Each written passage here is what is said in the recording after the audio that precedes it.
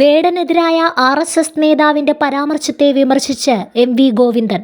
Wrapper വേടനെതിരായ RSS നേതാവ് NR മധുവിന്റെ പരാമർശത്തെ രൂക്ഷമായ ഭാഷയിൽ വിമർശിച്ച് CPM സംസ്ഥാന സെക്രട്ടറി MV ഗോവിന്ദൻ.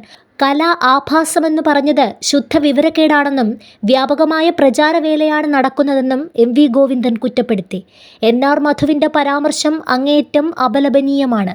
സംഘപരിവാർ പുലർത്തിവരുന്ന ന്യൂനപക്ഷ ദളിത് വിരോധത്തിന്റെ ഭാഗമാണ് വിമർശനങ്ങളെന്നും ഇതിനെ ഒറ്റപ്പെട്ട സംഭവമായി കാണാൻ കഴിയില്ലെന്നും MV ഗോവിന്ദൻ പറഞ്ഞു.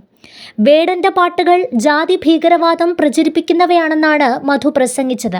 കൊല്ലം കുണ്ടറയിലെ ക്ഷേത്ര പരിപാടിയിലായിരുന്നു പ്രസംഗം.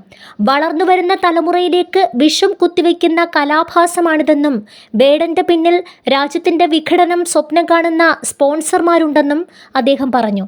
ആളുകൂടാൻ വേടന്റെ പാട്ട് കേൾക്കുന്നവർ നാളെ അമ്പലപ്പറമ്പിൽ ക്യാബറെ ഡാൻസും വയ്ക്കുമെന്നായിരുന്നു മധുവിന്റെ വിദ്വേഷ പരാമർശം. വഞ്ചൂരിൽ യുവ അഭിഭാഷക ഷാമിലിയെ സീനിയർ അഭിഭാഷകനായ ബെയിലിൻഡാസ് മർദ്ദിച്ച സംഭവത്തിൽ പ്രതിക്ക് ഇടതുപക്ഷ ബന്ധമുണ്ടെന്ന് പ്രചരിപ്പിക്കാൻ ശ്രമിക്കുന്നുവെന്ന് MV ഗോവിന്ദൻ പറഞ്ഞു.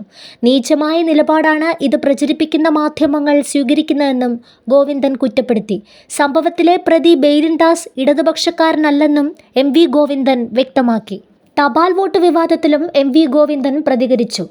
സുധാകരനെ പോലെയുള്ള ആളുകൾ കാര്യങ്ങൾ ശ്രദ്ധിച്ചു പറയണമെന്ന് അദ്ദേഹം പറഞ്ഞു.